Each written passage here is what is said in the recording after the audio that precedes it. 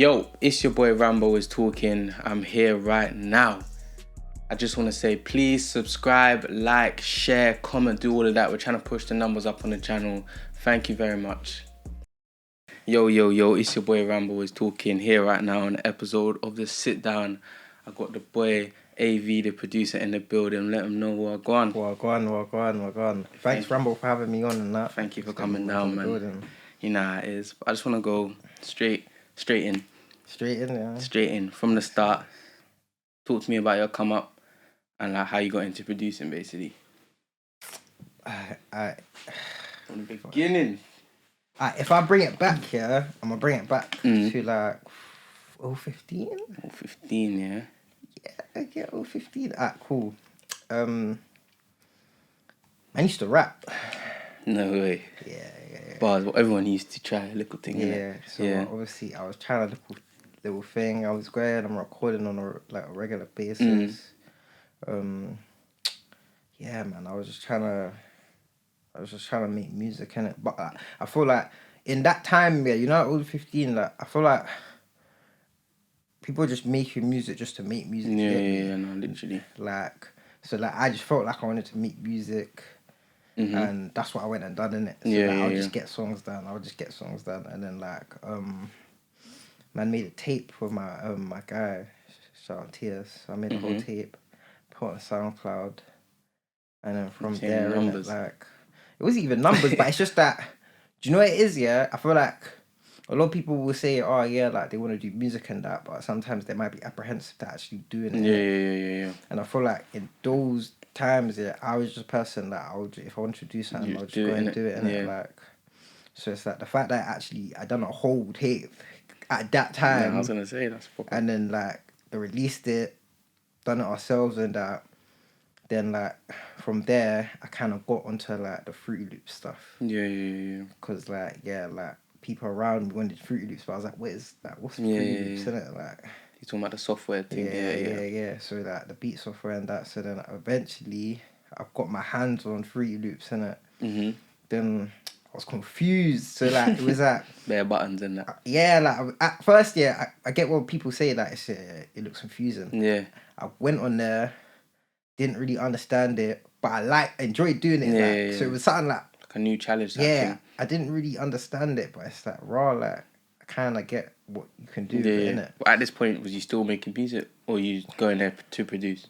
No, I was making music, but then like I was just making beats on the side. Okay, yeah. So like I might go studio, like record something, then like because I used to record at someone's house. Yeah. Yeah, I used to record at my guy Corey's yard, and my guy Ryden. One of them's an artist and one of them's engineer, innit? Okay, yeah. But when I used to go Ryden's yard, I used to record. Then man went downstairs a couple times, and I just start making beats. Okay, yeah. So it was a thing where I just enjoyed doing it, innit? Like, but then like after time like elapsed and everything, it become less. Man's rapping, more beats. Man's making beats, okay, innit? Do you get me? To the point where it was just like, man's not rapping no more. Like, I'm gonna leave that one there. Yeah, man's gonna leave that one. So was you good from the start, or it took a while for you to just get rolling with it? Took a while for me to get rolling. Yeah. Still, it took It's a techie thing to do, though, innit? Yeah. But did you understand, like, musically, what was going on, like, all the keys and the drums and all them things there? No, I didn't understand anything from scratch. It was all from like me just wanting to do it. I kind of just like went my way around it. Obviously, I had people around me that I got introduced to and that made beats. Mm-hmm. So obviously they helped me massively along the way, and it helped me understand how this works, how that works. And other than that, man, just found my own way in it and like just made beats around that off of just people I know. Because these times, like, for example, you know, like, I would say in the last, like, 4 years, like, you can go on YouTube and you can just learn how to make beats, like, legit, you can legit learn how to make beats. Mm-hmm. Those times, there wasn't even, like, mad tutorials out, like, there wasn't drill tutorials. There was no UK drill tutorials, like, so it was a thing where the only way you would learn off of someone is either you going to link them or you just go on SoundCloud and just listening to their beat and you're like, yeah, this beat's cold. Okay. Man wants to make a beat like this. Try or to like, recreate it, basically. Yeah, not recreate it, but like, I want to try and make something like this as hard as this, innit? So you just keep on making beats like those times, because it was SoundCloud days, like, you got to remember, like, people were just uploading beats just to upload beats to just show that, this is man's beat, innit?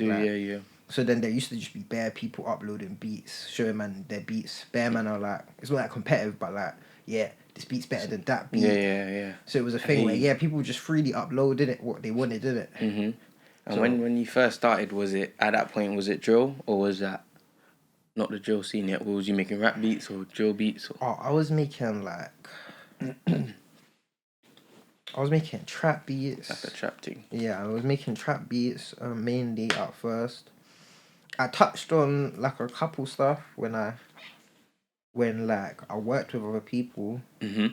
So like probably early on, I worked on like a house.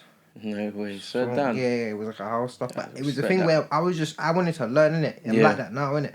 I just wanted to learn every single like how people don't want to be do this. put in that one box type thing. Yeah.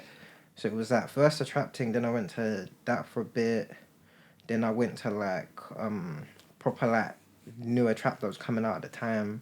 So like the Carti stuff. And then from there, like I just started liking drill, started fucking with drill heavy. Like drill was about then, and I listened to drill, but I feel like it went into a time where it was like, like man's fucking with it heavy. To get me. That's when it just started pushing bare, innit? Yeah. So you kind of came with that push.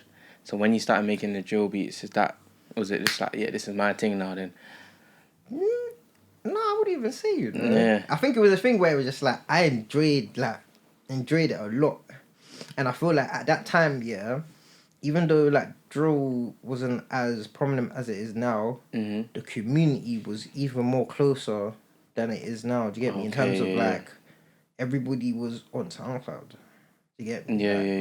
Yeah. So if you was to find someone's tune or find someone's beat or another producer, it was kind of like easy to just navigate, you get me, and connect with people, and you get to know that all these people are from black ends. Yeah. No, I hear what you're saying. It was just more close knit type thing. Yeah, it was close knit, like. So it was like, it just man gravitated towards that, obviously, and obviously, me and other producers started like collaborating and stuff. So from there, it just builded up into like, okay, this is what I'm doing now, innit? Like, no, that's lit. And did you have any inspirations like at that point? Obviously you spoke on like the trap kind of Carti type beats and that, but in terms of people and like a style of music, what kind of inspirations did you have? I don't even. Alright, cool. Pharrell, oh he's a his Pharrell, petition is Pharrell's a goat. Like, yeah. I really, man's a big Pharrell fan. Man's a Kanye. You do it with his type of production. No, I rock with Kanye. With Kanye's production, but I wouldn't say that I'm a person where like back in the day I would just put on a Kanye song. Yeah. But I rate him highly, so I'm gonna say cool, Pharrell. I'm gonna say Eminem. I used to like Eminem a lot. I can't lie. Yeah. I used to rate Eminem. I used to listen to like all the school stuff though, because like obviously I got a Jamaican background in it, so like most of the stuff that's playing like when I was like young around me was like reggae music, like Sizzler, stuff like Jack Hill, stuff like people like that. So like that was in the household. Then like when I go outside, obviously you might listen to Get Me the 50 Cent and that. I was more of a Biggie guy still. Then making sense. And then Nas over Jay-Z. You're saying Nas over Jay-Z? Yeah. But it's a 1A, 1B thing though. Like. Yeah, but and you know what?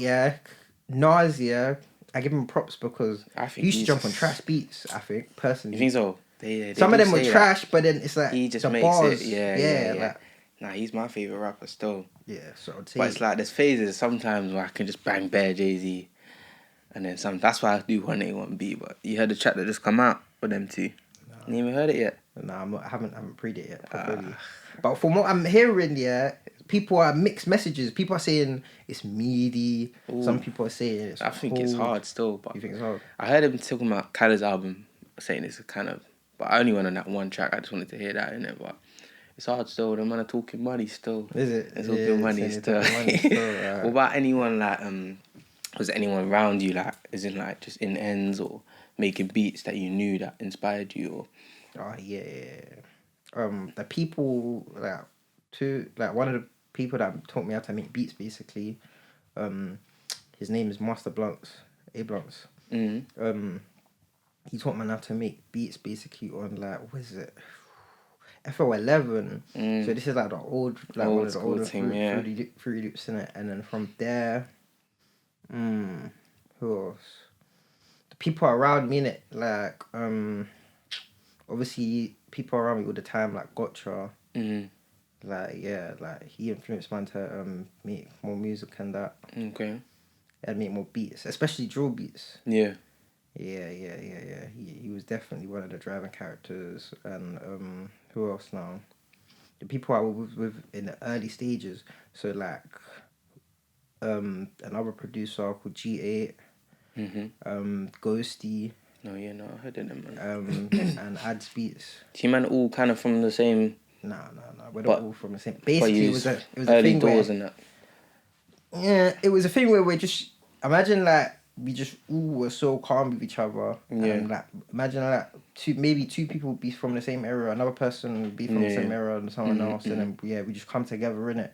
And it's not gonna come together as a we're a group or collective, we're just the random in it. We're just making music in it. So on that type of vibe in it. Yeah, no, that makes sense. And then from there we build in it, and then you get me, like here we are now in it. Like, everyone's doing their thing in it, but it's still all the same as how it was before. Yeah. And on core thing you spoke about, did you go to the same school as them? Is it 169? Yeah. What was that like?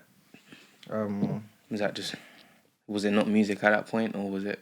It wasn't really. It was music at the point, but it wasn't because. And he was one of the catalysts, like to like kind of influence my like kind of. Because I was like, I was doing music, but I wasn't doing music. Then I obviously saw 169 compared to me. I was like, he's really going for it. Like, he's dedicated. He's going for it. So obviously, like, that like inspired like a mentality for me to just go and do it. And then who else that was in school that was doing it? Rams. What the barking? So done. Same school and that. All same time. Sixth form. Okay, yeah. So he was doing the music thing. Yeah, but he was. I think he started it in his last year. Okay. Yeah. So what did the song blow up while he was in school? No, it blew up when he went uni. Okay. But he was just dropping when he was going. When he left. Actually, was he dropping before he left? I don't think he was dropping before he left, but he started dropping, I think, when he went off, when he left. Yeah. And then he dropped Barking, but then while he dropped Barking, man was still in school. Okay. Do you get me? But you obviously seen him before. Yeah, well, obviously man knows. Yeah. So it's like... That inspired you in a way. Yeah, because I feel like my school was like a tight-knit. Like, people, even though, like, we might not, like, I wouldn't say, some of us might not talk to each other outside school, but, like, when we're in that environment, people interact and we will do things like, like sports and stuff, so that you play football or whatnot, and then everyone knows each other, innit? Yeah, so, definitely. Like, then everyone will have their own local, their peoples, innit? Yeah. So, yeah. No, that makes sense. So you had a lot of inspirations around you when you were starting now. Yeah. So, obviously, speaking of you being in school, how was that like balancing kind of schoolwork, or even now, with kind of putting your all in music? How was that early days and how was that now? At first, I thought it was like mad difficult, and I never used to like. And when I look back at it, I feel like maybe I just didn't try bare like. With school? No, with music. Oh, music. Because when I was in school, I was making beats, but I weren't making beats like that compared to like when I think about now, like I can just go and make a beat. Yeah. Like I was taking a bit long with it. I was maybe a bit but like obviously I'm in school in it, so there's not much you can do. Yeah, no, literally. Because I'm legit like at times I'm legit going into like the common room and just making beats. But obviously like this is like first time when I'm making beats, so obviously everyone's confused at what I'm even doing. Yeah. Because like, I'm just one of the only people that come into sixth form with like a lappy, and I'll just use it in the common room, like, so then I make beats and stuff. So like I would be like I could have done more. The balance was cool. I think the balance is worse now. You think so? Do you think you put I'm a more third year into... student, bro. Yeah. So it's techie. So it's techie. It's mad techie because like there's it's a thing where it's like you can have like a number of sessions between a week. Yeah. Then next week, you got a deadline, bro. Yeah, it just creeping up on you. You got another deadline, bro. The next you got another deadline, bro. Yeah. So it's like, and it's like at this point, I consider me making beats as a job. Yeah. And it obviously is. So it's like I'll do my uni stuff, but more time man's got to do my job in it. So like, definitely, you know what I'm saying, you got to get by in that. Yeah, I got to get by in it, like, because sometimes your lecturer will be like, "Oh, yeah, why aren't you in?" It's like, I'm working. Yeah, I'm literally. Legit working. Yeah. You mean working? No, I'm legit working. Like, nah, it's true. So it's like, it's hard to juggle. But I feel like now, it's harder. But now that you have like more knowledge, easier to put things in perspective on what you can and can't do. And I always tell myself like, when you need to say no, just say no. So if like someone shouts you to do something and you know deep down you doing it's gonna adversely affect you in something else. Your heart's not really in it and that. Not like your heart's not in it, but you know it's gonna affect like something else. Like your schedule. Now. Yeah, like your schedule and that, and like you really need to do something more important. So it's like you just gotta say no. Yeah. The most you can do is get someone else in. Do you get me? No. Get someone else in that you know that can do the job. But if you know that you can't do it, you just say no. I feel like a lot of people in the industry sometimes they feel like all the time they have to say yes. Like no, sometimes you can say no. Like it's that fear of missing out on opportunities sometimes, and some people are just like I need to. Yeah, but not every opportunity you get is gonna land. That's what I mean. You get me, fam? So it's like, and obviously people say you can't pick and choose, but when you got to put priorities of life to priorities of like what you're doing now, innit? Sometimes. Yeah, no, it's true. And when you can go for it. So obviously a big part of being a producer is obviously the producer tag. That's what everyone hears. That's basically your lot's form of marketing your thing. How did you go about choosing your thing? What was your first one? How's it changed? Talk to me. Oh, I had a dead tag at the start. I said you had a dead. My tag wasn't like it was like a chop of a Naruto like word or something like. Lit. So then like I used to use that all the time. Then I switched it. Then I made it say AV, but it was appalling. So then it was like I eventually changed it. Then I ended up making Gotcha do my tag in it. Okay, yeah. So my current tag, Gotcha just recorded it. He recorded it himself? Yeah, that's his voice. Oh, so it's done? Yeah. And what, you just put it like high in that, basically? He done his magic, innit? Where have he done? I thought that was I don't know where I thought that was some girl or something. The way it sounds is hard still. So how many tags do you have now? Just the one? I have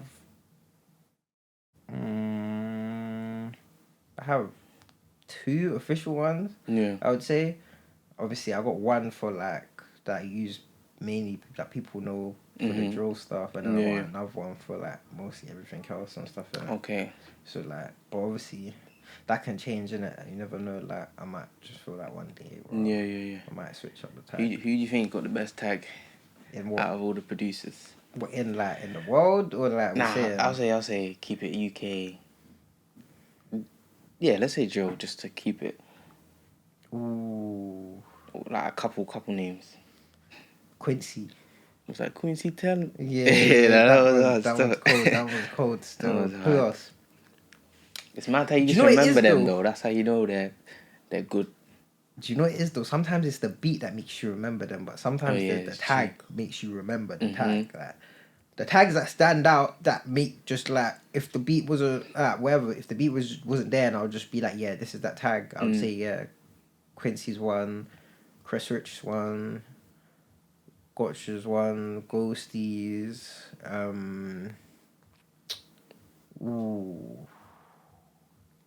does J5 have a tag?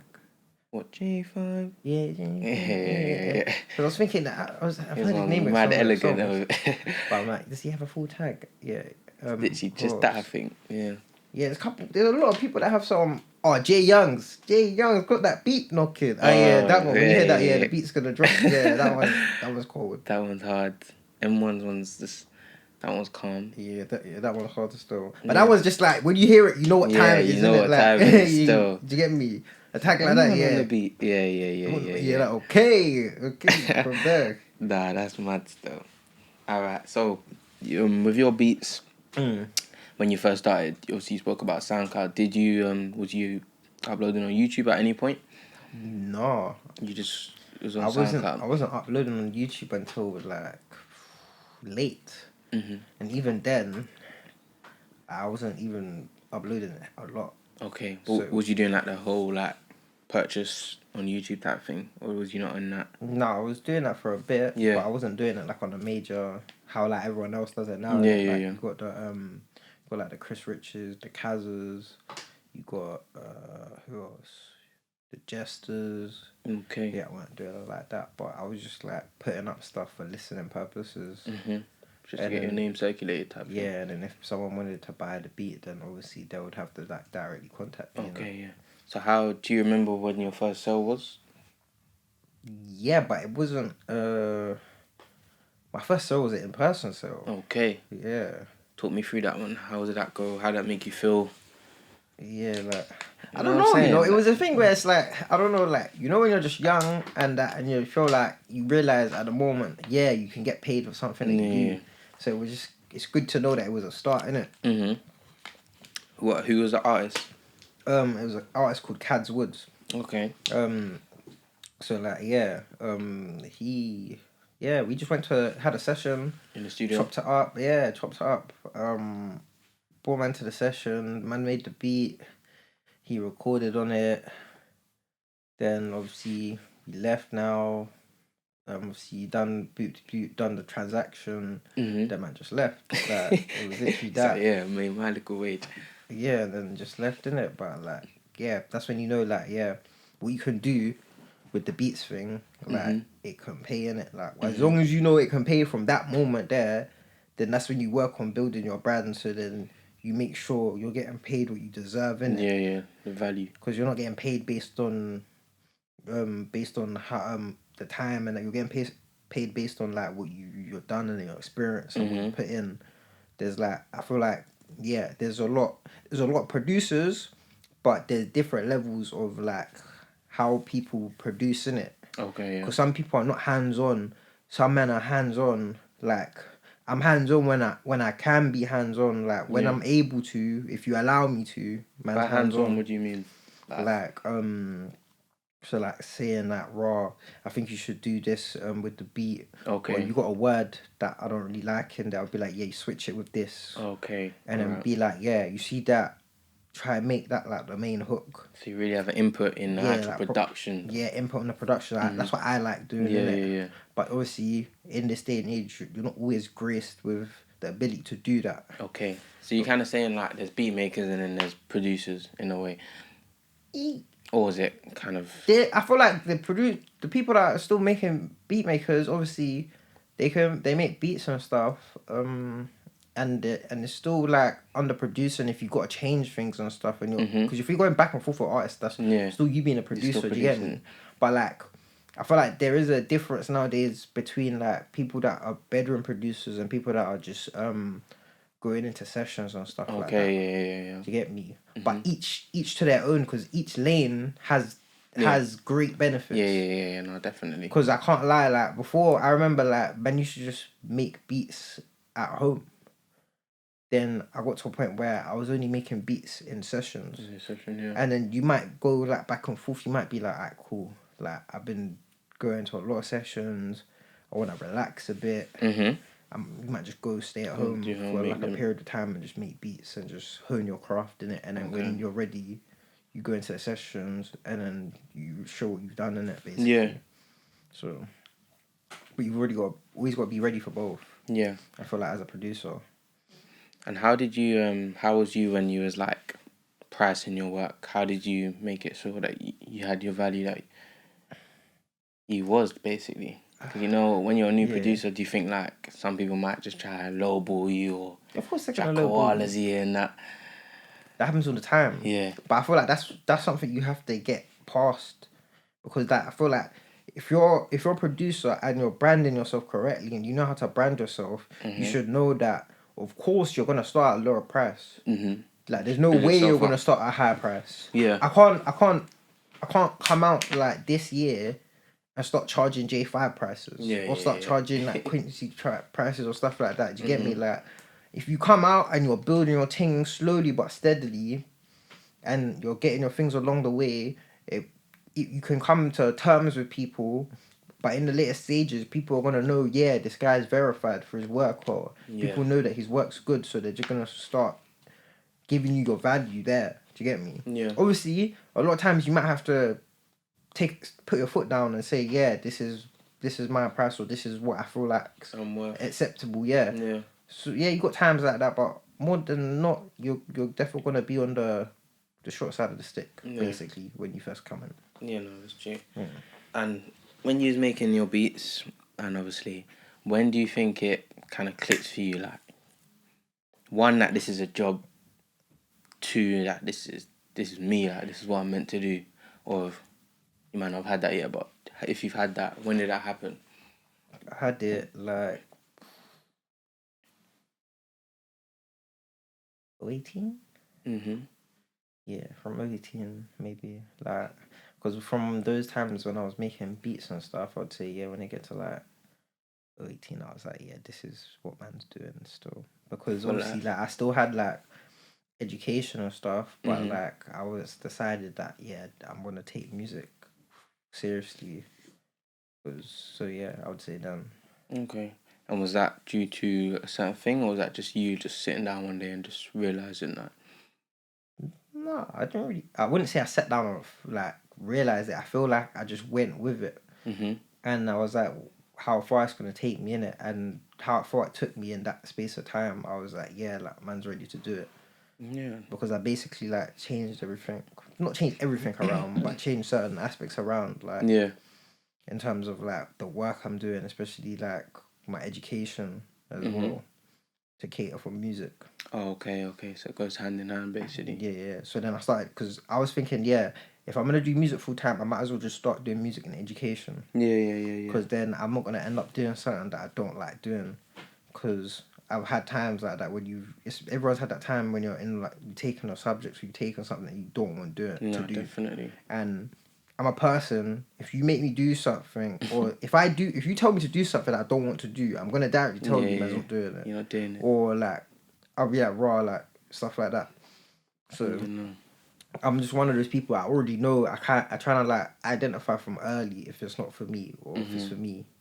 Like I think like what was it? I think it was like the first year of sixth form. I think I signed up to do like psychology. I had the first lesson of psychology, half an hour into it, but I just said, I'm out. I'm not doing this. I'm out of it, bro. Yeah, I was like, I'm out here. Everyone was like, nah, you first listen. That way you go. This ain't for me still. This ain't for me. I was like, listen. It was great having me, but I'm out in it. Hold tight in it. Like, catch you man in the common room with it. Yeah, catch man there, and I just changed quickly. Not doing that.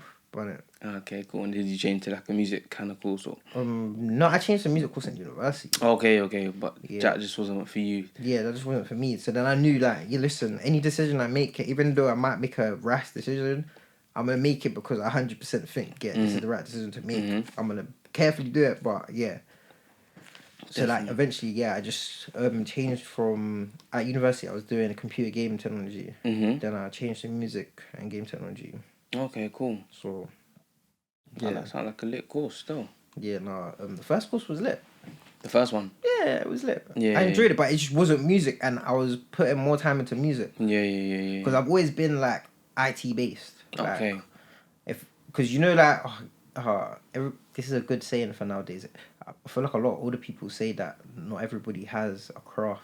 Okay, yeah. You know how when people say, "Oh yeah, we don't have any builders, do we? Yeah. We don't have any like plumbers." Yeah. Or, man, I just Instagram. Like, no, like I was really just like my profession was proper IT based. Even though I did music and that, like I like Tech doing savvy computers. and that. Yeah, tech Yeah, savvy, yeah. computers, everything. So it was like, yeah, that's what I was doing at first, innit? So like, I was always into IT. I did IT throughout education. Yeah. So yeah, but then eventually I was like, yeah, I'm out of here. Like, and I feel like you see with IT and like technology and stuff, yeah, it's going at a mad rate every day. Like, it's just moving. It's innit? just moving. Like, you can't stop it. Like, it's the same thing with me. Music's Yeah. moving, but music, it's like you can take it in at your own own pace. When it comes to technology, it just breezes past to us here, and then like 10 years later, man's 30, man's don't even know how to use a lappy properly. And do you get it? Like, next thing now. Yeah, that's what I'm saying. So it's like, even me, like, I only just clocked how to use like IG properly for like the business. Oh, stuff okay, like the business profile and that. Yeah, I only just started because I was a bit confused. And then next week there's gonna be something else you gotta learn. And Yeah, that's what I'm saying. Like, it's just moving. Because even me, when Clubhouse first came out, I was moving like an old man, bro. I was like, bro, like, how does this work? Yeah. Like what is? What do you mean? I can't see no one. Like, he's baffed. Yeah, like, how do you mute someone? Like, what can I gulag someone? Like, can I mod someone? Like, it's just, technology goes too fast nowadays. It is fast still now that you say that. But speak a little bit about how do you feel about having like a producer artist relationship? How important do you think that is? I think it's key to an artist's success. I feel like, alright, cool. A producer and artist like team is key, but nowadays it's not necessary. But it is necessary for you to have a team at least to like be successful in the music industry nowadays. So like I would say, yeah, like you have to have a team around you, and if that team includes a producer, absolutely, like it brings success. Okay. And obviously, do you think you kind of benefit in the way that if you know each other on a kind of level, it affects the music, the way the music's being made, like the music's at a better quality? Absolutely. I feel like when you're working with a lot of artists, even when you're working with them like in person, hand to hand, you learn a lot of things off of them. And while you're learning a lot of things off of them, they're learning things off of you at the same time. And you're able to create a new sound with them because you're not going around giving the stuff that you're doing with him to anyone else. The sound that you have with him is the sound that you have with him, innit? Exclusive, basically. Yeah, an exclusive type of sound. So you might work with someone else and be like, but you might have a little sound with someone else, but you work with this guy. It's completely different. And it's completely different. Yeah. And I feel like that's what a lot of producers need to master. Like when you're working with certain artists, you need to like get out of your comfort zone and like basically like when you're with an artist, yeah, you know like how you got a translator. It's like that. Okay. Like you're as an artist, the artist is saying what they want from me, or they want from the music, and man's just translating it onto whatever it is. Whether I'm translating it onto the MIDI keyboard or whether I'm transferring it onto the computer. Yeah. It's like I'm basically that sketching for them. Yeah.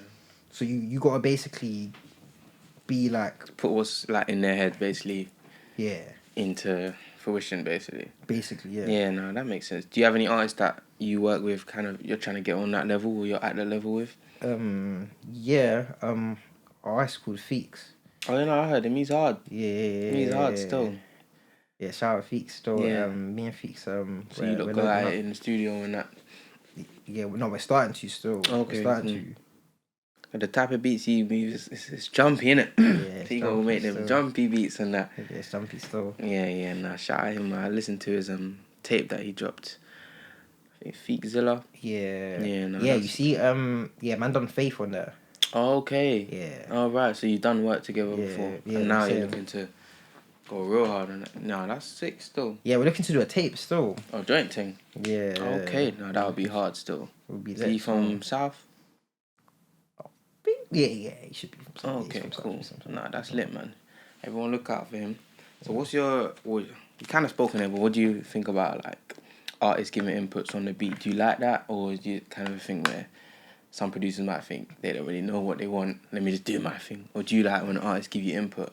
Yeah, I love when artists give me input. Like, give me all the input I Give you, need. yeah, no. No, because you see, certain producers, do certain things, and then they don't, like, artists might not know how to explain it. Because, for example, I've had situations where an artist has been like to me, yeah, bro, I don't like something in the beat, yeah. I'm not going to tell you what it is, yeah, but you should know. How that is the maddest explanation ever, bro. Yeah. Imagine you saying that to someone, like, oh, yeah. That's like a girl coming up to you saying, something's wrong with this relationship. I ain't no, going to tell you. Yeah. Or it's like a girl saying, raw, I'm not giving you my number because you should know my number already. Like, do you get me? Something mad like that. So it's like, I like artists when they just like break down like to the directly what they want to change. So I don't really like that sound there. Move that, or like, or how could you change this? Like, because sometimes it's harder to suss out what people want. Like the communication, I would say, the communication sometimes, is a bit mad. But sometimes you might just do something and then they'll rock with it. Then you go from there innit, and just keep on building it. It's just like being free in it. So when if you made like a couple beats at home, or you've made some in the studio, and then you've gone to a session, and you're playing the artists the beats and that. This is the kind of thing where you're just playing them, and they're just like, next, not that one, and then they kind of find the one that they like, type thing. That's kind of the process. Sometimes if you're not making it live, type thing. Yeah, the process, if you're not making it live, you're just playing beats for them. But what usually I'd do sometimes is like, I would make drafts, innit? So that I might make something that's like, therefore 100% unfinished. But like, it's got like the key elements in there needed in it. So you can hear if it's gonna. Then if they hear that and they think it's gonna be something, then we just build and add on from there, innit? Okay. Because then from there we got the basis, and then we just gotta add his ideas with my ideas, and then we get it finished, and then the song's basically for them, innit? Because they've added their input. So yeah, sometimes it's like that, and sometimes you just make beats for them. You just play beats, or you might just send in. Yeah. So have you ever had like an artist that's just been mad picky with it in the studio? Like none of the beat pack that you put out, you said, nah, none of them today still. I'm trying to think. Or most of the time it's just smooth sailing. Maybe one. I'm 24. Okay. Yeah. Well, he's got a certain type of kind of sound that. Yeah. Do you know what it was? I just think it was. I think it was like, it was a late session. Okay. Everyone just came late. Yeah. It was a bit. Maybe if everyone caught each other at another time. It would have been a bit more livelier, innit? But like my bro working with the beats that day. Still. Yeah. But how does that impact you, or you at a level now where it's just like, kind of, is what it is next now. Next person, next beat, whatever. Yeah, I feel like a lot of people feel like sometimes you have to go studio and you have to make a tune with an artist. Sometimes you might just go studio and nothing might get done, but you might vibe with the artist so much that the artist is like, nah, say that, like, next time, roll, bro. Come this time, innit? Then you'll get something done eventually. Like, sometimes I feel like you got to stop like forcing it, to get me? Like, but like, it's a thing where there's a different. I feel like that's why I'm saying. Oh, what was I gonna say? There's a difference here between like just vibing with someone and like just try and go in there just to get music done, innit? Yeah. Like. Okay. Because like obviously like if you're going there to just get music done, you're just gonna do what you're doing and you're just gonna skate out in it. But if you're vibing with someone, it's more organic. Yeah, it's more organic. You're just gonna be chilling with them, chopping it up. Then like when the time arises, they're just gonna be like, raw, let's make some music in it. Then from there you just go. So yeah. Yeah. So obviously leading on to that point, obviously you made the beat where you co-produced the beat for Unknown T, the World War II one. Yeah. Talk me through that kind of process, how that was made, how it got to him, how it happened. Okay, that beat, that is a mad brazy beat still. Yeah, it's a brazy beat still. Love. I feel like it's just mad in the way it was made, because like basically me and R14, we worked on the sample before, so we added all like the melodies in and stuff. A man added the flute bit and stuff in it, and so it was like before like it was into a beat. It was a loop in it, and then obviously he must have had a session with X10, and he must have just brought it up now, innit? And obviously X10 must have been rocking with it. They are both rocking with it, so then they just made the beat out of it, innit? Mm-hmm. But obviously, from they made the beat out of it, they sent me back the beat and they were like, yeah, we made a beat out of it. And then from there, I was like, yeah, no, this beat's hard, innit? Yeah. But obviously, it was a thing where I just left it. It was just like, yeah, this beat's cold, innit? We should get someone on it, but Yeah. like, man can try a thing in it. But yeah, one day, man was just going studio because I had a session in it, but it was more like production session and or whatnot. So like, I just come now, and then just so happens, Unknown T was in the studio when man went there, innit? Okay. So when I went there, I was just like, oh, okay, like, well, go on in it, like chopping it up in it, like, and all of that. Cause like I thought he was just recording like one of his own tunes and that, innit? Yeah. So like I was just going in there to chat to him, see what on, we're just watching, chilling and that. Then man comes out, goes and do whatever I do and come back in. Then man hears him rapping on the beat and that, like recording it and everything. Yeah. Your beat? Yeah, the world was 2 beat in it. Okay, yeah. So like it's kind of like man just went there to chop it up. Yeah. But I went there to make a beat, saw him, chopped it up, came out, went back in. I heard him on the beat, and I was like, oh raw. Then from there he was like, oh raw, who made this beat in it? This beat's hard in it. Yeah. And it was like, yeah, it was me on Forcer. So he was like, yeah, this beat's cold. This beat's cold. From there, yeah, we just he eventually just got the song done in it, like. Yeah. But to be there, yeah, it was like when I come in and come out, just heard the beat, heard him rapping the beat. I was like, bro, okay. What do you mean he heard? Like he opened it himself?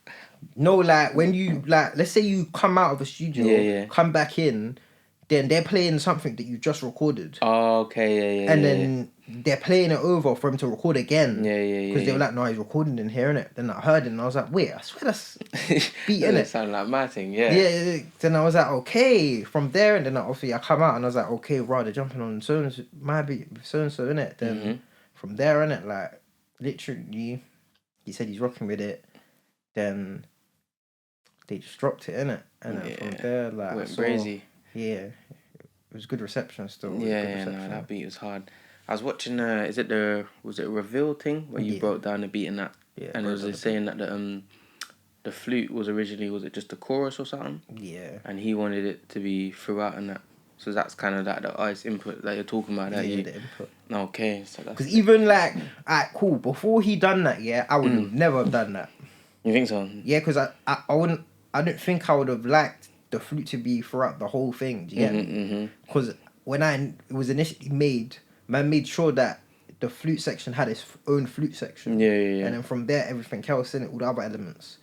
But he insisted. So I was like, you know what? Let's try it. Try it, innit? And then obviously it worked well. I even saw him after that and he was like, man, told you lot about the flute, innit? I was like, alright, cool, innit? Like, because I already had people saying, wow, the flute's hard, but I didn't really know that if it was going to be the integral part of the track. But then it ended up being the main part of it, innit? Do you get me? I think it's the way he just glides them on them beats. It just made sense type thing. Nah, that's lit. What about artist development? Like, from a producer's, how do you kind of make sure there's... I don't even know how to word this question, but like artist development, how do you think that kind of happens? And as a producer, how do you think you can help an artist develop in a way? Artist development is basically, I would say like the increase of their knowledge, more careful planning with their team, planning out the steps on what they're supposed to do, and first of all, like creative ways of just like marketing themselves to the people, and lastly, obviously, like motivation, because you gotta have that determination. A producer, the way they can like add to that is that you're basically adding as a team in it. So like you can firstly is if you're working with an artist and you're trying to develop them, the communication is gonna have to be there like and to a heavy level. Like you're gonna have to be communicating on a regular basis, going back and forth. You're obviously going to have input on some of their tracks that they recorded, even if it's not beats done by you. Like, you're going to have input to say, right, whether this is good or not. You're going to be involved in, like, the music-making process of them recording. Making sure that they have a consistent sound. Because, you know, like, the best artists, they always have a consistent sound, consistent, like, producer or, like, engineer. But it just needs to be consistent, do you get me? you can tell when someone else has gone out and like sometimes you can tell when someone's gone away from their own team. Okay. Do you get me? It's kind of like, you know, like MMA. Like MMA, they fight in camps. Yeah. And a lot of men that are fighting in different weight groups are fighting in the same camp. Okay, yeah. Mm-hmm. So it's like, and then they have a certain style based off of that. Yeah. So like, you go and wait to another camp, you might get better skills, but you might lose certain stuff. Okay. Do you get me? Core like things that you had. Core things that you had that made you. Do you get me? So would you say, for example, say like a Heady One when he went and done like the Fred again type thing. Yeah. Like some people like that, but some people thought he lost that kind of core style that he had type thing. That's working with a different producer type thing. Yeah, that's the number one example, I think. Because even though when I listen to it, and I feel like I should have listened to it way more than like 5 times. Yeah. I should have. When I first like listened to it, I was like, I don't think this is it. When I listened to it and I put into context on what he's trying to do, and I'm like, no, like this is a good attempt. Like even though people are gonna feel like this is some like throwaway, it's not throwaway. He's catering to a certain market, and it might not be good to his like core fans. Yeah. But at the end of the day, he's targeting something that obviously that you're not enjoying. Yeah. But like when it comes to the main album that he did, like I feel like he catered for everybody. Yeah, no, definitely. That album was and hard. maybe even then he didn't cater for the people that he done the Fred Again thing on. Yeah, no. Because he didn't have any of that type of music on there. Do you get me? Definitely. So, and on the flip side, how do you think a producer should develop? How does the development of a producer work? I think it's to do with firstly considering yourself on the same like branding level as an artist. Because like, I feel like as a producer, if you want to become a big producer and you want to have a big brand, you got to label yourself alongside the artist. It's not the artist then after the producer. It's like the artist and the producer. Do you get me? You got to make sure your branding's good. You got to make sure that you're thinking about things carefully in terms of like how you market yourself, the songs you're doing with people, do you get me? The certain certain style you're going for, because like certain producers, maybe they're like, a lot of producers are multi-talented and they like do a lot of other genres. Yeah. However, even though you're doing a lot of other genres, you might be known for that one genre. So you might market yourself around that one genre. Let's say, alright, cool, you got Quincy. Quincy's got a trap. Yeah. Quincy's mainly labelled as a trap producer. I'm pretty sure he can do way more genres though. Yeah. Like UK rap and stuff like that. But obviously, because he's labelled like that, he couldn't market himself around that. Do you get me? So it's like, that makes sense. Pushing yourself, I'd say, like making sure that you're just getting your music out there as much as possible. You're saying just make yourself a brand, basically. Like, marketing-wise, just make yourself marketable, really. Yeah. That's kind of the next level, do you think, as a producer? If you're gonna become a big producer anyway, like let's say you make a lot of big songs, like your name already like holds somewhat weight in it. So it's just you. It's up to you to brand yourself to expand that weight that's being held upon it. Yeah. Because if you're a producer anyway, and let's say you make a big song, like people might not know who you are. But then if they ask you, like, what do you do? And you say, yeah, I'm a producer and the songs that you've done. Yeah. And if they know the song, they're going to hold you in that high regard anyway. But obviously, it's up to you to brand yourself, to make people know you sometimes before they've even seen you. Yeah. No, that makes sense. So, the Clubhouse, like you were talking about before, you guys done a little series, is it Producer Stories? It's Producer Pain. Producer Pain. Yeah. Talk me through that. How did that come about? What was the message about that group? That was basically just venting. No, I would say venting. It was like a post. No, not a post. It was a pre-Clubhouse era. Okay. So like, let's say Clubhouse just came out. Everybody's on Clubhouse. Just came into lockdown. I just got COVID. Okay. These times I had COVID. Like I thought they was gonna get me down. Like I thought the run was gonna get me down. I was ill, and I was just at home and I wasn't doing anything.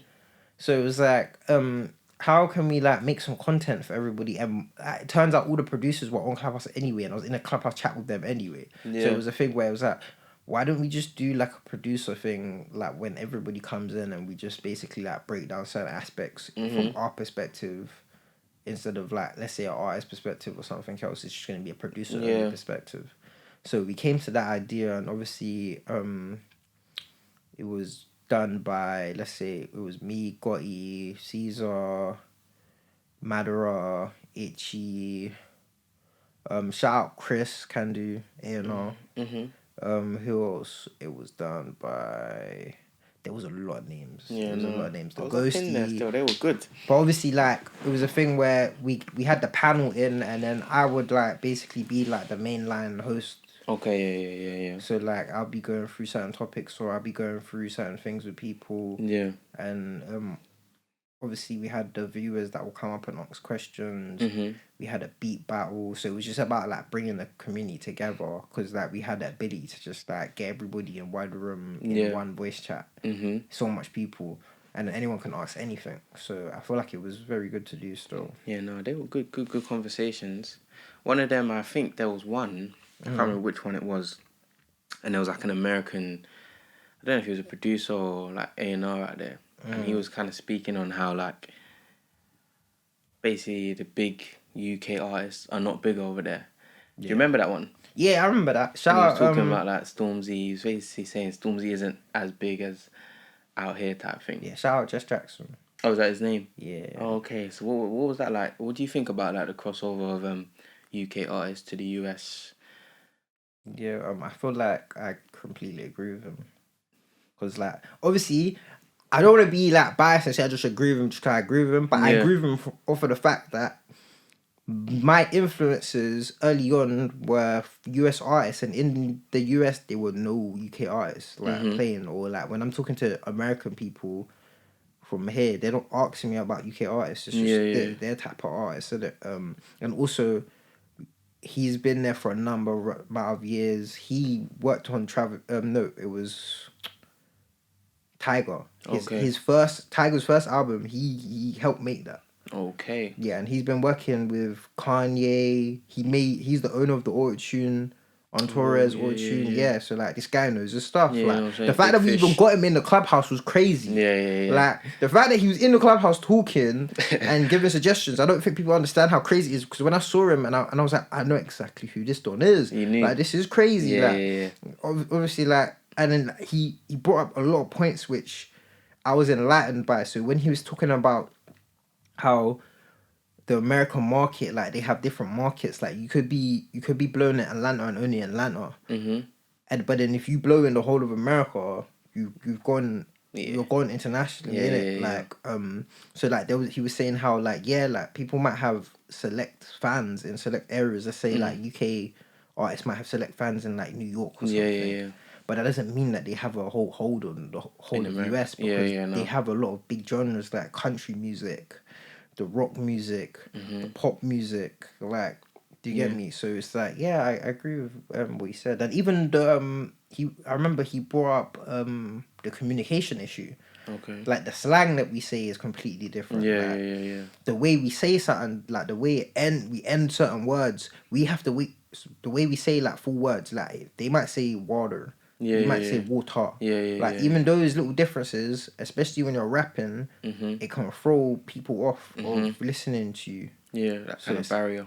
Yeah. So, and I just I feel like the person that just brought it together though, R.I.P. to him, was Pop Smoke. With the New York thing and the UK thing, he just brought it together. Like, it all made sense. Everybody knew what each other was saying. Definitely. The slang similar, the culture similar. New York to London. Definitely. Similar culture. And we just connected with them on that level. Yeah. No, that's it. So, obviously Pop Smoke, as you said, brought it together. What do you think in general of like the journey of drill? How it started, how it's somehow come back around? Like, what's your views on the journey of how drill's come to where it is now? Yeah, I'm happy. Charting and that. I'm very happy about it. Yeah, because it started obviously in Chicago, and then it's kind of died down a little bit. Yeah. And then we've sparked it, and it's gone to New York. And so, how did that happen? Really, do you think, in your point of view? How's it kind of come full circle type I thing? feel like it's just the sound always comes full circle and everybody develops the sound. As I was saying on my chord, shout out MB Next Up. He's a producer from here, but he was making beats for Chief Keef and them man in like 2013. So that time when Chicago was popping, some of those beats were UK beats, legit like UK beats, but man just didn't know that it was a UK guy that made the beats. You get me? Yeah. So obviously you got the young chop and that. Obviously with got the young chop snare stuff like that. But obviously certain elements were UK as well. So then when it got to the we're doing UK drill stage now, you can see how that sound there developed.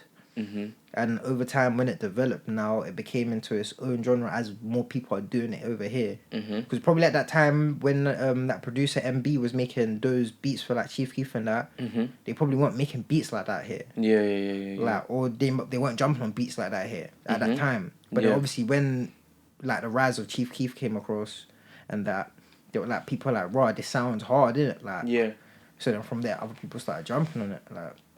And it just came back round here. Then obviously we got that era, like, you know, like the AM and Skengdo era, the Harlem Spawns era, 6-7 era. Fiddy and that. Then it just, I would say in the last 2-3 years, it made that kind of like, I don't know, 2 years, it made that switch to like New York or America when they started doing their drill stuff from early with the Axel beat stuff. Do you get me? Like, it's done a mad circle, because when you think about going from Chicago, then obviously UK got people having involvement from the UK, then us developing it a bit more, then it going back out to US to New York, the UK guy developing it, then obviously now then the Pop Smoke thing happened, then after the Pop Smoke thing happened, I kind of feel like the US producers caught on now as well, and now they're doing their own drill stuff in New York now. So now you've got US producers doing drill in their area now, so they're gonna develop that now. Then everyone's gonna have like a basically in this. I feel like in the drill thing, everyone's gonna have their little time in it where they were doing their certain type of stuff in it, and then it comes around in a full circle to make something else in it, and then it just keeps on going in it. So we got international drill now. Got people in Australia, Ireland, everywhere. So it's crazy what drill's doing right now. What do you think? What's your kind of viewpoint or opinion on like drill songs being taken down on YouTube? I can imagine as a producer, like that was shaggy as well. People don't even think about like the producer side of it. Like that's your beat, that's your work, and then it's taken down at the same time. So what's your views on that? I think it's a joke thing. Yeah. I think it's a complete joke thing, bro. Like, sometimes, like, people don't understand the effort that's taken into putting certain songs. Do you get me? I understand, like, people, the content certain times and stuff, but, like, obviously music's like our expression. So people are just expressing their opinions and stuff. Because, like, I feel like, obviously, when people take music, I know a lot of people take music at face value. But music is just an expression of art. So a lot of these people that have certain songs like this, they're not vulgar people in real life. They're not violent people in real life. Do you get me? Like, they're just normal people. Like, do you get me? Like, so I feel like I feel like police are wrong to like take out money out of people's pockets basically when they're legit, because they're not causing a crime by doing a music video and doing a song. Do you get me? Yeah. No, it is a mad thing as well. Like, obviously you see the kind of like Krypton Conan band drill documentary thing that they did. So it's kind of like, obviously that's just an example of what kind of effects it can have. But it's mad, man, taking down the tunes and that. It's crazy. It's crazy. Certain artists get rubbed out like that, bro. Yeah, literally. For example, looking at the Defending Digger documentary, if Digger didn't have not like, I wouldn't say he didn't have common sense, but if he didn't have common sense to like write alternative bars, he would have been rubbed out. Yeah, no, definitely. Like, he would have rubbed out. A judge is basically telling you can't say this, you can't say this, you can't say this. Certain man, that's all. Certain times in drill songs, certain man, that's all they can say, bro. What I mean. So the fact that you can be creative and just like switch it out, to limit his creative ability, and he kind of still got through it in a way. Yeah, still got through it, and he's making songs now that are catchy. That's for the people now, and he's getting his bag now. It makes sense. You know what I'm saying? He's getting his bag. But that's why I feel like sometimes you gotta just be creative with it. If someone's telling you can't do that, alright, cool. I can't do that. I'm gonna go do this. Yeah.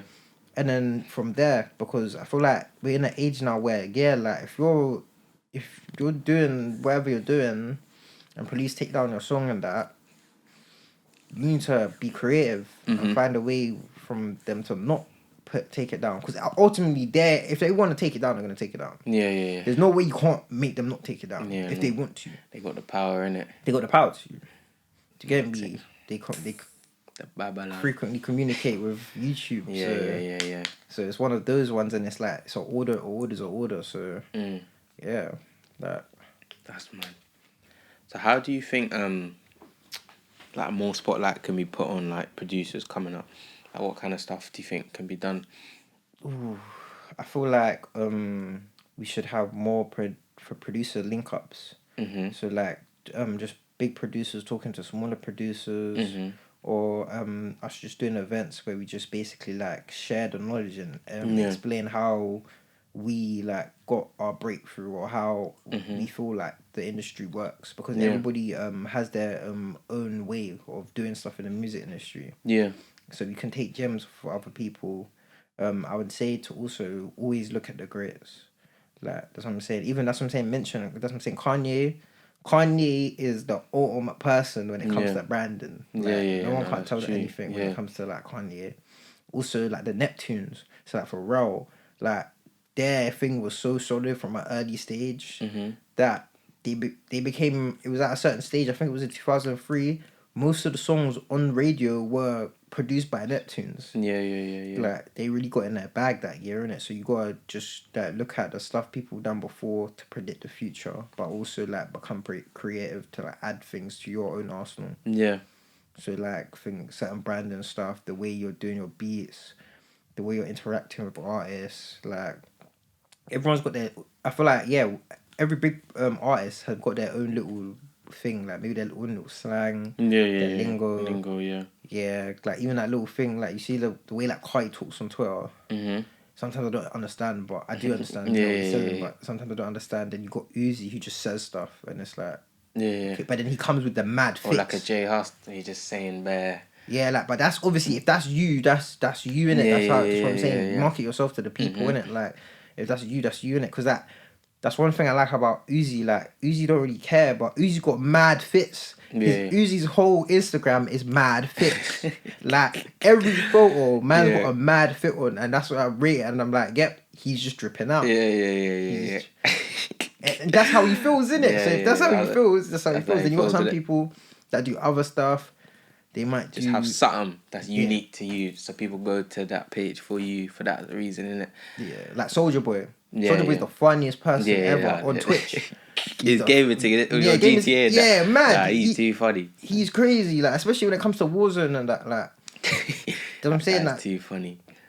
And those things will keep your brand strong, because everybody knows that's you. Yeah. Because it's like, look, he just came back as well, basically, with that Make It Clap song. Number one thing or something. Like the Make It Clap for TikTok. You know what I'm saying? Like, but he done that just being him. Yeah, and that's Soulja Boy's character, because Soulja Boy's is funny, like. Nah, you can't make that up. Man said he had the best comeback in that. And then he come back again. That's what I'm saying. Yeah, he's crazy still, can't man lie. But I see a platform called Produce Spot. I don't know if you heard of it. Yeah. And they like, every time a song comes out on Instagram, they do like a write-up. They tag the producers. They talk about kind of the style of that producer's beats, the style of that song. So do you think there should be more kind of platforms like that are really putting the light on the producer? Because people just hear the song, hear the artist, and don't really look at the producer sometimes. So do you think there needs to be more pages and platforms just for producers? I feel like there needs to just be more pages for just music in detail in general. Okay. Because if you're a musician or you like music and you want something in depth, you're going to try and find out who the producer is. You're going to try and find out. But obviously, if it's not there, you can't find it. No, I hear you. So we just need way more pages like this anyway. We already got Genius. Yeah. We already got like the stuff like the Revealed series. We got Mixtape Madness. They're doing their producer series. Shout out Ebbs. Yeah. In case in that they're doing their thing. There's a lot of content right now for producers. I'm not gonna lie. And the information just has to be there. So for the people that want it. they'll go find it type thing. And the people that want to interview you, if they have the platform to do so, they can do it. Do you get me? Yeah. So it makes more sense to do it like that. But I'd say, yeah, like a lot more channels. We need more channels, probably more platforms.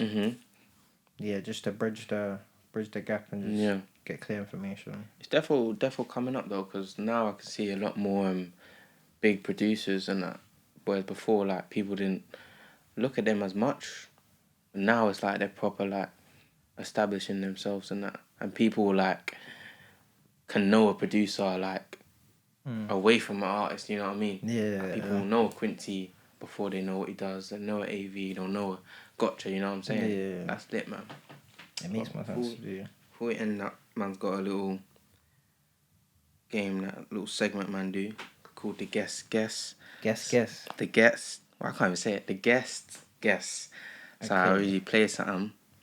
So I'm gonna play like 10 seconds of a few instrumentals. Do I have to remember these? Nah. After that, name them. You gotta just tell me who you think produced in it. Because I know a lot of producers say they can hear, like, say you got certain sounds, certain kits and everything there. Alright, cool. They're easy cool, though. cool. They're easy. Are you sure? Yeah. Cool. Alright, Cool.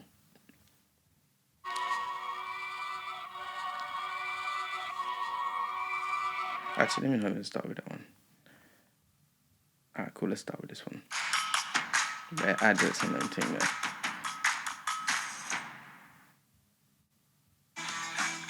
Double ads been Double hitting ads, me up, bro. I'm not rating YouTube no more. Oh, damn, I just baited it, innit? Yeah, I would C Beats and M1. You know the tune? Boy. Alright, say no. Alright, cool. Alright.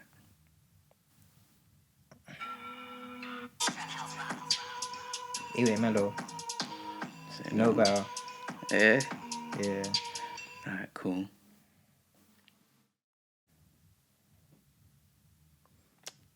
Come on, man.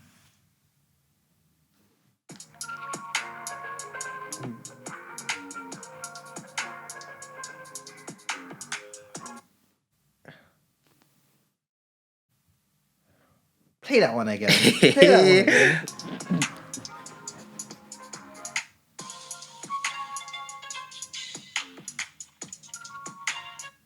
Gotti? Try again. The tune, let me tell you the song. Millions Unknown T. Is it a new tune? Yeah. The TSB thing? Yeah. Okay. Alright, cool.